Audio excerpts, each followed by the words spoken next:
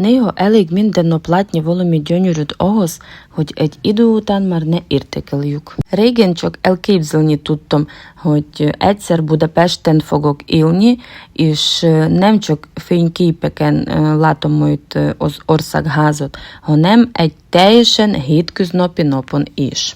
Amikor Budapestre költöztem, szinte mindig elővettem a telefonomat, fényképeztem az országházat a buszról, a Duna partjáról és a folyó másik oldaláról is. Minden pillanatot meg akartam őrizni. Aztán elkezdtem figyelni a körülöttem lévő embereket.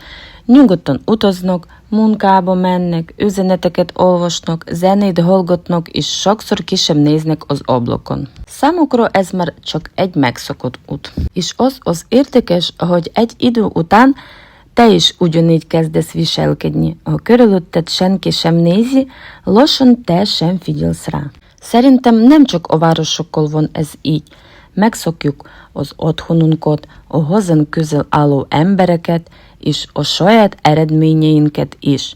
Olyan dolgokat, amelyekről régen talán csak álmodtunk. Ezért én még mindig előveszem néha a telefonomat. Nem azért, mert még soha nem láttam az országházat, hanem azért, hogy emlékeztessem magamat. Ami megszokott, attól még lehet különleges. És ti? Mi az életetekben, amit már annyira megszoktatok, hogy néha elfelejtitek értékelni?